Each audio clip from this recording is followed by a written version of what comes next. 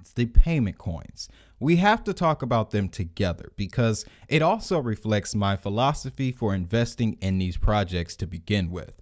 We're talking XRP, XLM, XDC, and Algorand. The reason I got into payment coins is because I learned that the global goal of the FSB and all of the G20 nations is to reduce cross-border remittances to less than 1%. Since then, I have stayed very heavily engaged with payment coins because they are actively working to achieve this goal. And the same can be said for traditional financial institutions as well. But in my research, I've noticed several patterns with payment protocols. They all provide four very important things: bridges, liquidity, stablecoins, and tokenization. XRP's biggest use case is its ability to provide on-demand liquidity for nations, companies, governments, etc.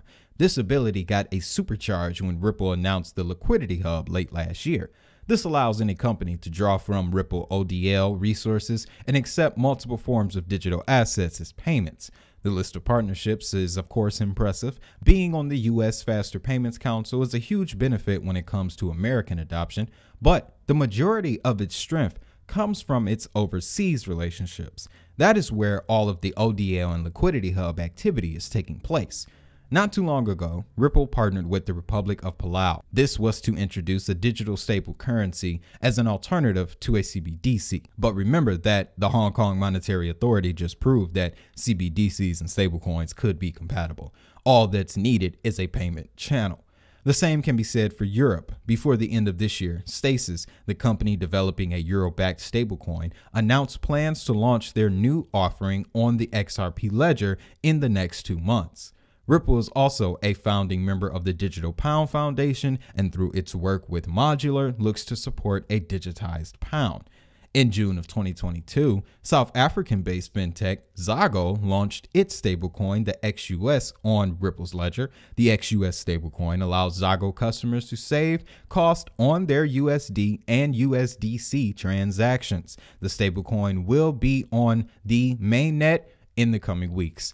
More recently, we got word that an Australian-backed stablecoin would be coming to both XLM and XRP, thanks to Novati, offering similar cost-saving features as the Zago stablecoin. Speaking of Stellar, they just launched Soroban smart contracts, which will allow for programmable features to be used on the Stellar's blockchain. Stellar has an established payment corridor between Europe and Africa. What's interesting about that is the first CBDC in the world, the eNaira, was launched with the help of BIT, who is a Stellar Development Foundation partner.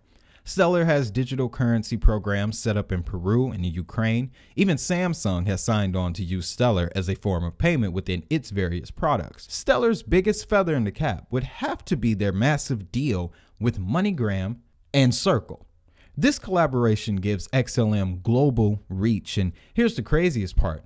Since 2020, MoneyGram and SBI Remit in Japan have had an ongoing partnership to further financial inclusion in the Asian Pacific. And there you have your convergence. The legacy industry is strapping its boots to get into instant payments, especially now that the deadlines have been set for both the ISO migration and the FedNow instant payment service. This honestly lets us bring up Algorand and XDC. Stablecorp, creating a bridge using Algorand for cross-border payments between the US and Canada. 6 Clovers, built on Algorand, facilitates cross-border payments for Latin America. Algorand, WildSpay, Africa, eMoney in Europe to accelerate the circulation of European stablecoins on Algorand.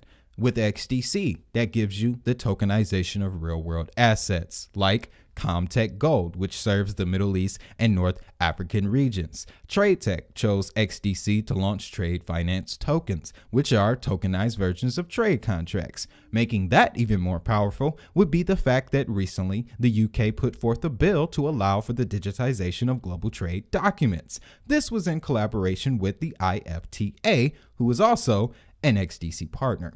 All of this is supported by the newly upgraded XDPOS 2.0, which gives XDC the added security and scalability it needs to support various payment systems. Case in point, Impale and Fluent. First, Fluent is bringing one of the very first stablecoin offerings to XDC, and the first stablecoin will be a US back one. In addition, Impel, built on XDC, has already made Bitcoin transactions ISO compliant, with plans to add more chains in the future.